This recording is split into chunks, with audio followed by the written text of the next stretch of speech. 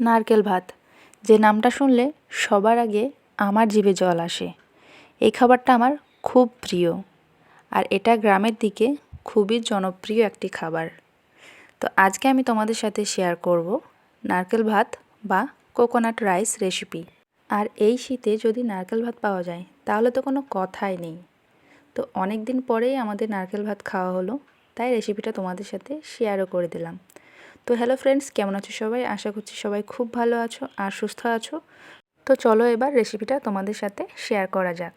তো ফার্স্টে আমি এখানে নিয়েছি 4টে নারকেল, যেটা এখানে আমি ছাড়িয়ে নিচ্ছি। 4টের মধ্যে এখানে একটা নারকেল নষ্ট ছিল, তো ওই জন্য ওটাকে ফেলে দিয়েছি। তো 3টে নারকেলের মধ্যেই করতে হলো আমাকে। তো এখানে সব নারকেলগুলো একে একে ছাড়িয়ে নিলাম। এখানে সব নারকেলগুলো ছাড়ানোর পর নারকেলের যে জলটা থাকে সেটা বের করে নিয়েছি। তারপর সুন্দরভাবে জল দিয়ে পরিষ্কার করে ধুয়ে তারপর সব নারকেলগুলোকে কুড়ে নিলাম। এখানে কোরানো হয়ে গেছে, দেখো এতটুকু নারকেল হয়েছে। তো নারকেলের মধ্যে যে দুধটা থাকে সেটাই অ্যাকচুয়ালি রান্নার কাজে ব্যবহার হয়, নারকেলটার ব্যবহার হয় না। তো আমাদের এই নারকেলে একদমই দুধ ছিল না, একদম শুকনো ছিল।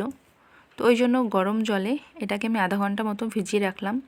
তারপর আমি নারকেল থেকে নারকেলের দুধটা আলাদা করে নিলাম। এখানে আমি হাঁড়িতে দুধটা বসিয়ে দিয়েছি। এখানে দুধটা গরম হতে থাকুক, ওদিকে আমি চালটা ধুয়ে নিই। তো এদিকে আমি চালটা ধুয়ে নিয়েছি।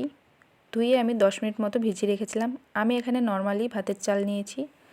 এখানে মশলার মধ্যে নিয়েছি তেজপাতা, দারচিনি আর কয়েকটা এলাচ। তো এখানে দেখো দুধটা ফুটে গেছে, তো মশলাগুলো সব দিয়ে দিলাম। তো মশলাগুলো দিয়ে আমি একবার সুন্দরভাবে নেড়ে নিলাম।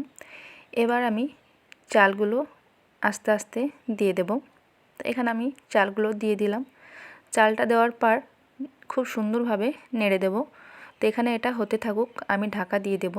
ভাতটা ফুটে গেলে গ্যাসের ফ্লেমটা একেবারে কমিয়ে দিতে হবে। এটা একদম কম আঁচেই রান্না করতে হবে, নাহলে লেগে যাওয়ার ভয় আছে। তো যখন ভাতটা 80% হয়ে যাবে তখন আমি লবণ আর চিনি পরিমাণ মতো দিয়ে দেব। তো এখানে আমার লবণ চিনি দেওয়া হয়ে গেছে, তোমরা তোমাদের স্বাদ অনুযায়ী দিয়ে দেবে। তো এখানে দেখো আমার খুব সুন্দর ঝরঝরে নারকেল ভাত একদম তৈরি। তো আমি মিডিলে ঘি অ্যাড করেছিলাম, যেটার ভিডিওটা আমার নেওয়া হয়নি। তো তোমরা এখানে ঘি অবশ্যই দেবে, ঘিটা না দিলেই নয়। তো তারপর এই যে উপর দিয়ে বেরেস্তা ছড়িয়ে দিলাম। তো এখানে একদম রেডি আমার নারকেল ভাত বা কোকোনাট রাইস। এখানে তোমরা চাইলে কাজু বাদাম কিশমিশও অ্যাড করতে পারো, যেটা আমি অ্যাড করিনি, কারণ আমার নারকেল ভাতে এগুলো খেতে ভালো লাগে না। তোমরা চাইলেই এখানে অ্যাড করতে পারো। এখানে নারকেল ভাত তো একদম রেডি। নারকেল ভাতের সঙ্গে কি থাকলে জমে যায় বলো তো? বেগুন ভাজা, আলু ভাজা আর চিকেন থাকলেই আর কি জাস্ট জমে যায়। তো আজকে আমাদের চিকেন ছিল না, ছিল আর কি মাটন কষা, আর ছিল ছোলার ডাল। তো রেসিপিটি খুব সহজেই বানানো যায়। তো আমার রেসিপিটি কেমন লাগলো সেটা অবশ্যই তোমরা আমাকে কমেন্ট করে জানাবে। যদি আমার রেসিপিটি ভালো লেগে থাকে তাহলে অবশ্যই একটা লাইক, কমেন্ট, শেয়ার করে আমার পাশে থেকো। আর আমার চ্যানেলটিকে যারা এখনও সাবস্ক্রাইব করোনি তারা অবশ্যই সাবস্ক্রাইব করে দিও। দেখা হচ্ছে অন্য কোনো নেক্সট ভিডিওতে। ধন্যবাদ।